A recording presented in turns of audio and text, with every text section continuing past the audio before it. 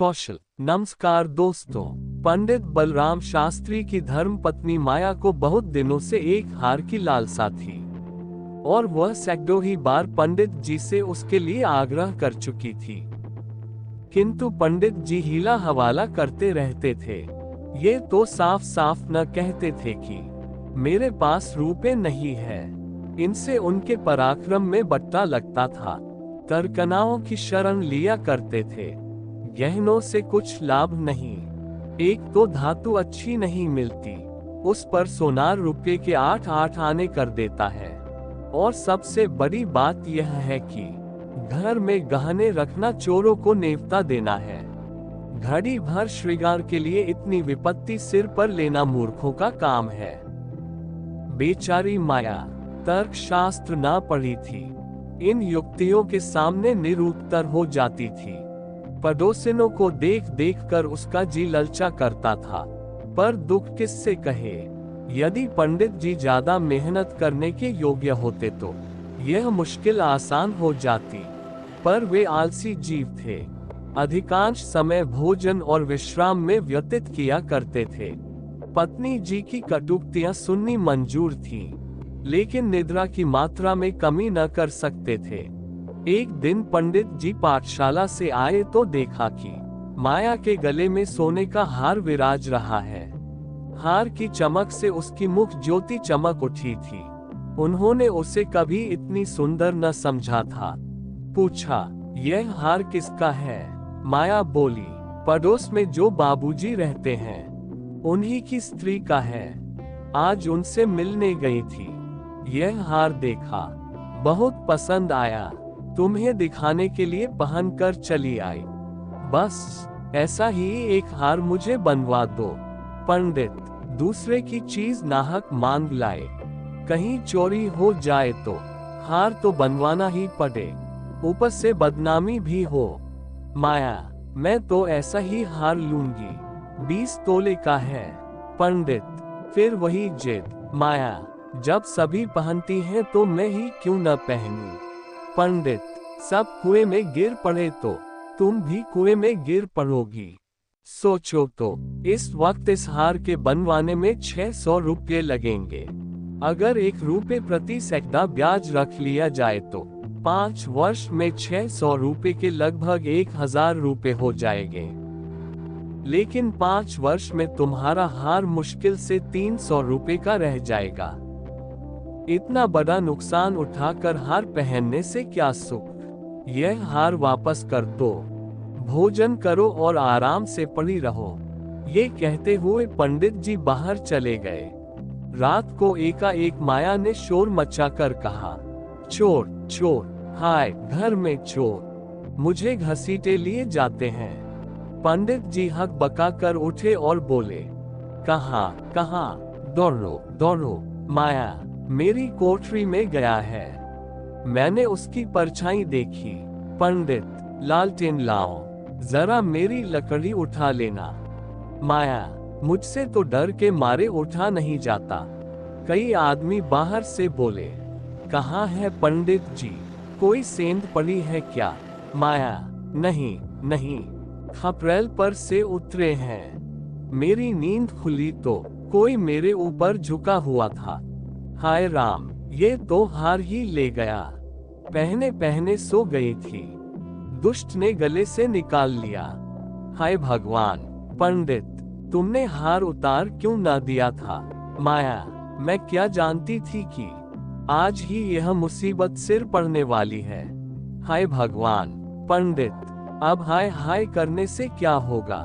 अपने कर्मों को रो। इसीलिए कहा करता था कि सब घड़ी बराबर नहीं आती, न जाने कब क्या हो जाए।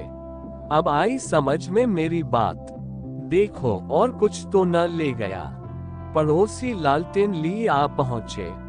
घर में कोना कोना देखा, करियां देखी, छत पर चढ़कर देखा, अगवाड़े पिछवाड़े देखा, शौचालय गृह में झांका, कहीं चोर का पता न था।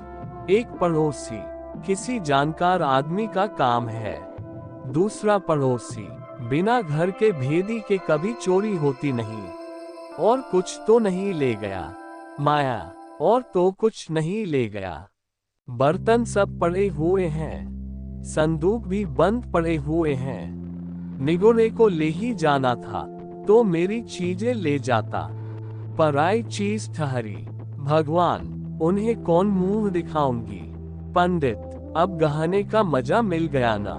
माया, हाय भगवान, यह अपजस बदा था। पंडित, कितना समझा के हार गया। तुम ना मानी। बात की बात में 600 रुपए निकल गए। अब देखूं भगवान कैसे लाज रखते हैं। माया, अभागे मेरे घर का एक एक तिनका चुन ले जाते तो मुझे इतना दुख ना होता। अभी बेचारी ने नया ही बनवाया था। पंडित, खूब मालूम है 20 तोले का था। माया, 20 ही तोले का तो कहती थी। पंडित, बधिया बैठ गई और क्या। माया, कह दूंगी घर में चोरी हो गई, क्या जान लेगी। अब उनके लिए कोई चोरी थोड़े ही करने जाएगा। पंडित, तुम्हारे घर से चीज गई, तुम्हें देनी पड़ेगी। उन्हें इससे क्या प्रयोजन कि चोर ले गया या तुमने उठाकर रख लिया, पतियाएंगी ही नहीं। माया, तो इतने रुपए कहाँ से आएंगे। पंडित, कहीं न कहीं से तो आएंगे ही, नहीं तो लाज कैसे रहेगी। मगर कि तुमने बड़ी भूल। माया, भगवान से मंगनी की चीज भी न देखी गई। मुझे काल ने घेरा था, नहीं तो घड़ी भर गले में डाल लेने से ऐसा कौन सा बड़ा सुख मिल गया। मैं हूँ ही अभागिनी। पंडित, अब पछताने और अपने को कोसने से क्या फायदा। चुप होके बैठो, पड़ोसन से कह देना, घबराओ नहीं। तुम्हारी चीज जब तक लौटा न देंगे तब तक हमें चैन न आएगा। पंडित बलराम को अब नित्य ही चिंता रहने लगी कि किसी तरह हार बने। यूं अगर टाट उलट देते तो कोई बात न थी, पड़ोसन को संतोष ही करना पड़ता। ब्राह्मण से भरपाई कौन लेता। किंतु पंडित जी ब्राह्मणत्व के गौरव को इतने सस्ते दामों न बेचना चाहते थे। आलस्य छोड़कर धनोपार्जन में लग गए। 6 महीने तक उन्होंने दिन को दिन और रात को रात नहीं जाना। दोपहर को सोना छोड़ दिया, रात को भी बहुत देर तक जागते। पहले केवल एक पाठशाला में पढ़ाया करते थे, इसके सिवा वह ब्राह्मण के लिए खुले हुए 101 व्यवसायों में वह सभी को निंदनीय समझते थे। पर अब पाठशाला से आकर संध्या समय एक जगह भागवत की कथा कहने जाते, वहां से लौटकर 11-12 बजे रात तक जन्म कुंड लिया, वर्ष फल आदि बनाया करते। प्रातः काल मंदिर में दुर्गा जी का पाठ करते। माया पंडित जी की व्यस्तता देख देख कर कभी कभी पछताती कि कहां से मैंने ये विपत्ति सिर पर ली। कहीं बीमार पड़ जाए तो लेने के देने पड़ेंगे। उनका शरीर क्षीण होते देखकर उसे अब ये चिंता व्यथित करने लगी। यहाँ तक कि 5 महीने गुजर गए। एक दिन संध्या समय वह दिया बत्ती करने जा रही थी कि पंडित जी आए, जेब से पुड़िया निकालकर उसके सामने फेंक दी और बोले, लो, आज तुम्हारे ऋण से मुक्त हो गया। माया ने पुड़िया खोली तो उसमें सोने का हार था। उसकी चमक दमक, उसकी सुंदर बनावट देखकर उसके अंतस्तल में गुदगुदी सी होने लगी। मुख पर आनंद की आभा दौड़ गई। उसने कातर नेत्रों से देखकर पूछा, खुश होकर दे रहे हो या नाराज होकर। पंडित, इससे क्या मतलब, ऋण तो चुकाना ही पड़ेगा, चाहे खुशी से या नाखुशी से। माया, ये ऋण नहीं है। पंडित, और क्या है, बदला सही। माया, बदला भी नहीं है। पंडित, फिर क्या है। माया, तुम्हारी निशानी। पंडित, तो क्या ऋण के लिए कोई दूसरा हार बनवाना पड़ेगा। माया, नहीं नहीं, वह हार चोरी नहीं हुआ था, मैंने झूठ मूठ शोर मचाया था। पंडित, सच। माया, हाँ, सच कहती हूँ। पंडित, मेरी कसम। माया, तुम्हारे चरण छूकर कहती हूँ। पंडित, तो तुमने मुझसे कौशल किया था। माया, हाँ। पंडित, तुम्हें मालूम है, तुम्हारे कौशल का मुझे क्या मूल्य देना पड़ा?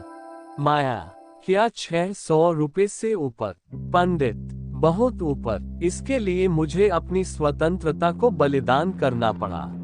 दोस्तों, आपको ये कहानी कैसी लगी? आप अपने कमेंट के द्वारा हमें अवश्य बताएं। और ऐसी ही कहानियां सुनने के लिए हमारे चैनल को लाइक करें और सब्सक्राइब करें और शेयर करना ना भूलें। ये वीडियो देखने के लिए आपका धन्यवाद।